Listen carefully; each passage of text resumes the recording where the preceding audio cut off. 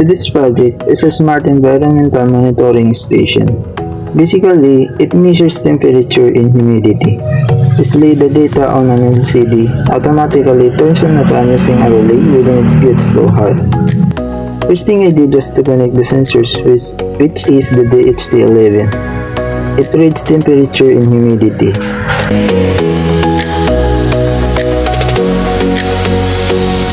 Next is relay module. The relay acts like a switch controlled by the Arduino. If the relay activates, the fan will automatically turn on.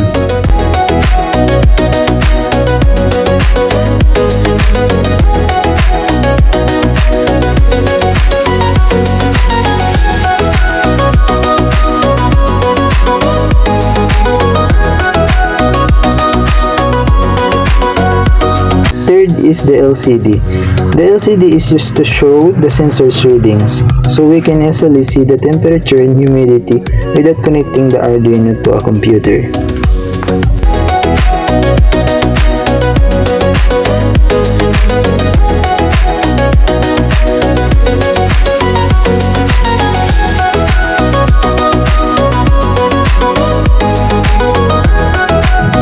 And now we're done. Let's upload this code to the Arduino.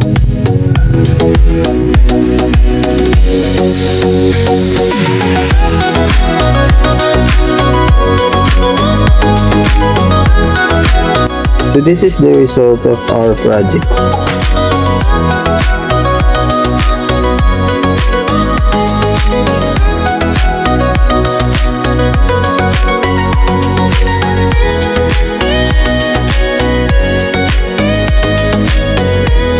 Assalamualaikum warahmatullahi ta'ala wabarakatuh. I'm Anashim Medjulaki. I'm Fatima Farsha Paranchi. I'm Nandra M. Marjurun. I'm Rafaela A. Abdul. We are the group 2. So we are presenting the Smart Environmental Monitoring Station. Our project is called the Smart Environmental Monitoring Station. So basically, what this system does is it monitors every environmental conditions like temperature, humidity, and air quality. The idea here is simple. Instead of manually checking the environment, we automate everything using sensors and microcontroller. This makes the system more efficient and responsive, especially in a laboratory or controlled environment. So for this project, we focus on 4 main learning objectives. Smart environmental monitoring. First, we want to understand ADC or analog to digital conversion. This is important because sensors give analog signals and we need to convert them into digital data that the system can process. Second, we apply ALO concept. This means we perform calculation and comparisons, like checking if temperature exceeds a certain threshold. Third, we practice I2C communications, which allows devices like display to communicate with the Arduino efficiently using fewer wires. Lastly, we implement a control unit concept using a state machine, which helps organize how the system behaves step by step. Smart environmental monitoring. The Arduino Uno, which acts as the brain of the system. The DHT11 sensor, which is measure temperature and humidity. And 12C LCD or OLED display used to show real-time data. And the relay module, which allows us to control external device like a fan. Sensor data activation. In this part, we focus on how data is collected and processed. Smart environmental monitoring. First is register operations.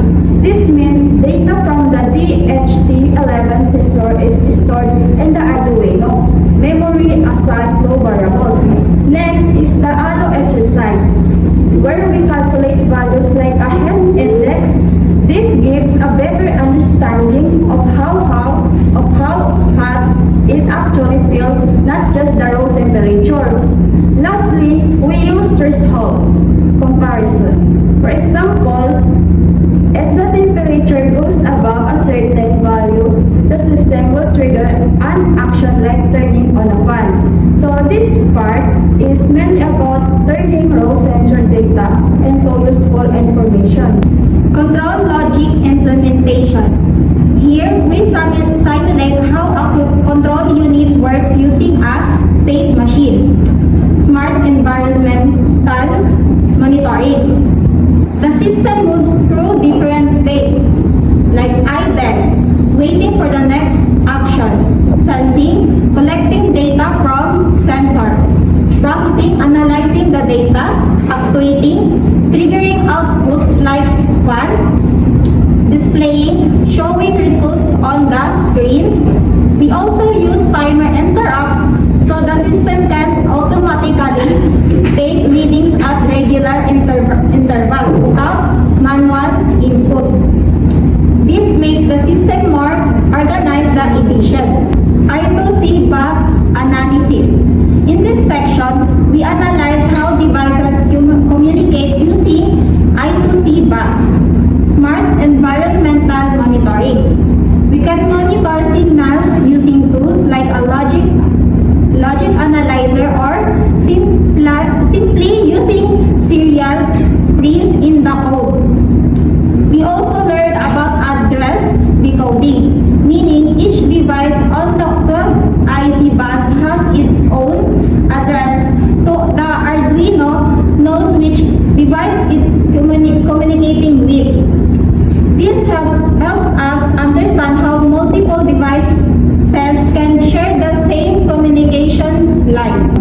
At the end of the project, we expect have fully working system that smart NV monitoring, displays real-time environmental data, calculates comfort levels like heat index, automatically activates fan and condition except the set's threshold. So overall, the system is not just monitoring, it also making decisions and taking action